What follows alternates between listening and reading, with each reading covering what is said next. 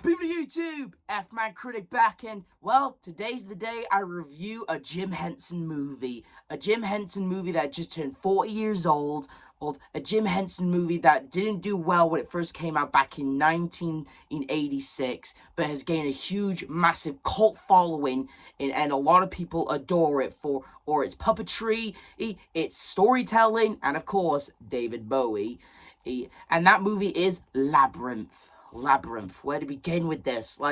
Where to begin with this movie? A movie about a teenage girl getting the fantasy that she's always dreamed of as she goes through a labyrinth looking for her baby brother that's been taken by the Goblin King and played by the late David Bowie. Where to begin with this movie? I mean, the puppetry is still amazing. The effects haven't really aged well, especially its green screen effects.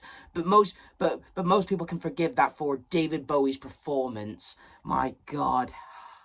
But how does this movie start off exactly? Well, it starts off with the main character Sarah reading Shakespeare in the park.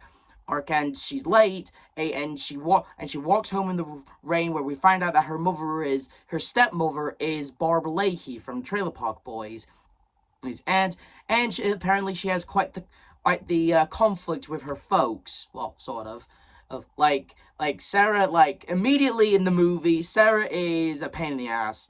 There's no denying it. In the movie, she's bratty, she's being such a bitch, and she's having a go at her baby bro. Because she's stuck babysitting him and stuff, and because her teddy bear is out of its place and stuff. Yeah, so much so she gives him a bedtime story that you really shouldn't be saying to your baby brother. Goblin King, wherever you may be, take this child of mine far away from me. To that I say, dick move, sis. But eventually, as her lullaby gets a little too far, we immediately get introduced to the goblins, listening on what she's saying, how she wishes the goblin would just take her brother away. And and they do that. And to be honest with you, as much as I do love this movie, I gotta be honest here, I do kind of wish that when the goblins, when Sarah is saying her story to her brother Toby, the goblins are just, right there, just listening to the whole thing. Don't get me wrong, it's cool to see the goblins straight away and seeing what Jim Henson's Creature Shop had to give, but at the same time, I kind of wish that they weren't there. Just hear me on this. After when Sarah, during Sarah's little storytelling to Toby, we don't see the goblins at all. Instead, after when Sarah says, "I wish the goblins would come and take you away," that's when we get introduced to crazy shit happening. When she goes to check on Toby and see he's not there, and seeing all the goblins walking around, that kind of builds up suspension of disbelief. That's just my personal opinion, really. The one scene I'd wish that they would do in this movie is they didn't introduce the goblins straight away. They introduced them after Toby is gone. That way, suspension of disbelief is built up and stuff, you know? That would have been kind of a cool way to introduce the goblins. And of course, David Bowie, known as the Goblin King and also known as Jarrett. Yeah, seriously, his name's Jarrett, actually. So his full name is technically Jarrett the Goblin King, or King Jarrett of the Goblins. Whatever, I'm not complaining. And all I'm trying to say is, my God, good choice getting the late David Bowie to play as him. Listen, I may not have seen a lot of David Bowie movies and the other stuff that he's been in, but my God, I think we can all agree that this was the role that David Bowie was born to play. This is the role that he was definitely born to play. Kind of like how Harold Ramis was born to play Egon, or I got no other celebrities to say who was born to do who, but all I'm trying to say is, my God, David Bowie. The second he's on screen, the second he's in his dashing outfit, and telling Sarah that her baby brother is in his castle. My God, I think Nostalgia Critic said it best in his review when he reviewed this movie. Sparkle, goddamn sparkle. Yeah, sparkle, goddamn sparkle. Anyway, the Goblin King tells Sarah that if she ever wants to see her baby brother again, and she will solve his labyrinth in 13 hours, or her baby brother will be one of them forever. And so it's basically what she's doing. She goes through the labyrinth, she comes across many bizarre, crazy, awesome-looking creatures, especially one of the main characters, which is Hoggle, who's out spraying fairies, and Hoggle, one of the best characters in this movie. Like the story with Hoggle, and like the story that he went through in real life. I mean, we'll get to that eventually. But like at first he doesn't really want to help Sarah, but then eventually he does help Sarah, even if Jared does get pissed off and annoyed by it. And speaking of the Goblin King, we see him returning back to his castle with Toby. And to tell you the truth, like those puppets, as cool as they are also kind of creepy. Maybe that is actual real tears on the kid. You can't fake that, especially on a baby, okay? You cannot fake that. So, yeah, what's even crazier is that the kid who plays Toby, he'd end up growing up to actually be one who actually makes animatronic puppets. So, hey, at least this moment where he's terrified of the puppets, at least that didn't define him for what he would become later in the future. So, good for him, I say. And I guess a way is lifting the actor who played Toby's spirit. David starts singing the best song in the entire movie, Dance Magic. And my God, Dance Magic. How can you not want to just tap at your feet, snap your fingers, and just dance along to the lyrics of this song? On the part where David is just dancing with the baby, and just like how the music, and oh my God, it's a catchy tune as well. Like seriously, I love this song. It's my favorite song in the entire movie. I think it's everyone's favorite song in the entire movie. And who can blame anyone? It's an awesome song. Like seriously, it's just like one of the best scene with the Goblin King, and just honestly, like I said, the best song in the entire film, in my personal opinion. And eventually, Sarah, she ends up coming across two gates. It's one that tells the truth and one that always lies. Yeah, I've seen this before. One of us always tells the truth, and one of us always lies. You ever fuck this guy's wife? Yes. But unfortunately, Sarah does not take that approach. Instead, she chooses the blue gate, a thing that tells the truth. But instead, she ends up in a little pit of helping hands that take her down, where she ends up with Hoggle again. And as Hoggle tries to help her through the cave with the talking stone-faced dudes, that's when they come across a stranger. And my God, let me just say this though. Although the rest of the effects in this movie are awesome, with like the puppeteer and the acting and stuff, this effect, like, this required no puppeteering, no CGI, like, as far as I know. And so, like, I'm just saying, this scene gets me every time. I still don't know how they pulled this scene off. Nothing. Nothing, tra-la-la. Yeah, I've watched this movie a bunch of times, and even I still don't know how the hell they pulled that off. Like, especially from David Bowie. Hey, when it comes to David Bowie, he can do anything. And eventually they managed to get out of that cave and meet up with someone who could also help. And then Sarah meets up with this big dude named Ludo, who she helps save from these other goblins, and befriends Ludo.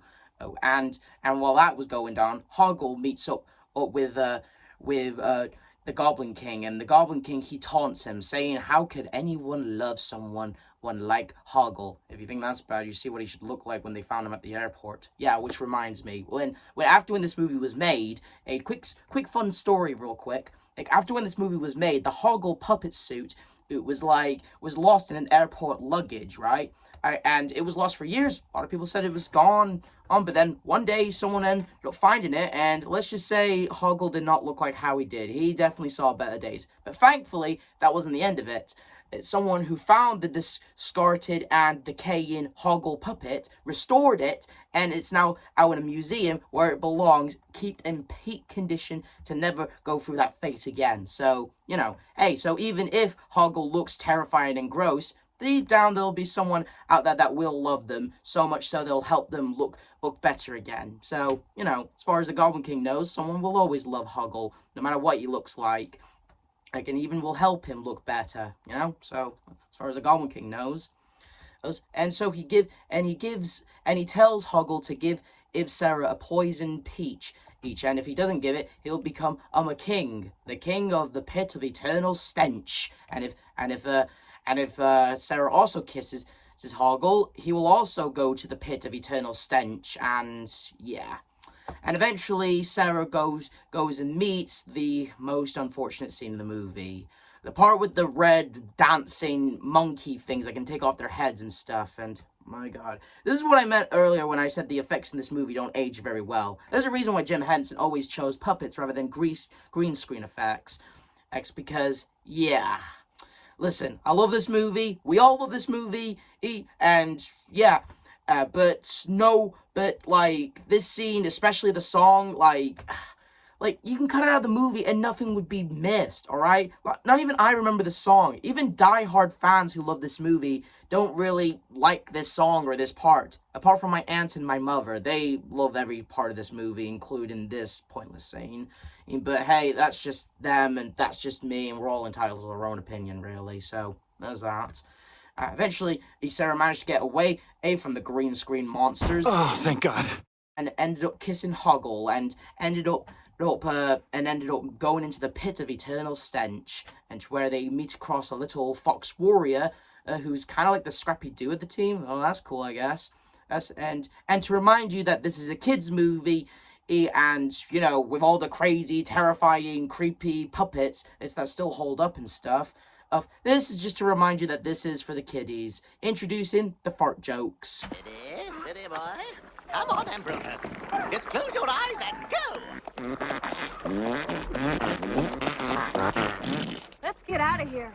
Anyway, eventually Hoggle, since he has no choice, he has to give Sarah the poison fruit. And when she does, it doesn't kill her, but instead it transports her to a beautiful, elegant ball where David Bowie gets to have this dance. And my god, it's a beautiful scene. Like, I'm just saying, who wouldn't want to have a dance with David Bowie is all I'm trying to say. And like, yeah, even though it's kind of weird considering the fact that the Goblin King is like, I don't know, the king of the goblins, and he's like older than Sarah, and Sarah's like 16 and stuff. But hey, if Beetlejuice has taught me anything, that if a 300-year-old dead guy can try and marry a teenager to escape the land of the deadies, then, hey, it's part of the fantasy, I guess. And even though, Sarah is having quite the dance with David Bowie, she rejects it all and ended up in a landfill where she meets up with some old lady landfill monster. I don't know the name of that character, I'm sorry. And at first she thinks it was all just a dream because she's back in her room thinking it's all a dream. Well, considering the fact that there's like a couple of minutes left, there's like 10 minutes or 20 minutes left of the movie, yeah, it's not really a dream. And the old lady, she keeps stalling, saying how much all of this is important, but Sarah realizes it's all trash and rejects it, and meets up back with Ludo, the fox dude, and his little doggy, and ends up at the Goblin City, where Hoggle, redeeming himself, and apologizes to Sarah, and where they invade the Goblin City, looking for or the Goblin King in his castle. Well, and Jarrett, he feels like he's outmatched, so you know. Eventually Sarah makes it into the castle, but she has to go alone because it's just one of those things in those movies, in those superhero moments, in those fantasy moments where the main character has to go alone. And as she tries to look for her brother in this really cool room with all these stairs and all this stuff, and David Bowie just singing in another awesome song, and it's just amazing with effects that hold up. Hey, you can say what you want about the red dancing head removing monkeys, but this scene has definitely aged well with its effects. Okay, and like it's so beautiful, how it's so amazing how there's so many stairs, and how Jarrett keeps going up and down the stairs while still singing that song, and like eventually Sarah does manage to find Toby, but the Goblin King, feeling like he's out of time and out of options, he offers her this to fear her. He wants her to fear him, to be with him, and he will be her slave. But remembering what she forgot earlier in the movie, Sarah says the famous line, "You have no power over me." Just by saying those words, as the labyrinth has been solved, and Sarah is back in her room, and Toby is back in his crib, safe and sound, and her parents return home. And well, it's all over. Sarah's back to her normal life without the friends that she made along her journey. But wait, she does. They're all apparently in her room singing Dance Magic, apparently. And yeah, well, it's a happy ending, I guess. Sarah learned her lesson to not be a jerk to her little baby brother. She learned to appreciate her little baby brother, and made some friends, and got a sexual awakening in from David Bowie. So there's that as well. Oh, and as for David Bowie, I don't know what happened to him actually. But hey, that's Labyrinth for you. Sometimes the plot doesn't always have to make sense, but hey, this was back during the time where 80s and 90s movies didn't always have to have a plot that always made sense, and that was just part of the charm back then. And let's just say this though. Even though David Bowie is sadly no longer with us, the work he left behind, more specifically his role in Labyrinth, will always be remembered. And I certainly remember it for what it is. My aunt, my mother, and anyone else who has seen this movie knows the love and knows what this movie is, and like how awesome it still is, and how it still holds up, even with some of its stuff that some of us still don't like the dancing monkeys. It's still a fun experience to watch, okay? And 40 more years to Labyrinth, I say, and to continue dancing to magic, and just I'm just saying, this movie is still a blast, even to this day. And if you don't mind me, I'm gonna go back and rewatch it, more specifically with the scenes of David Bowie. This is the F-Man Critic telling you to like, subscribe, hit notification. And I'll see you guys next time. I'm to 40 more years of Labyrinth.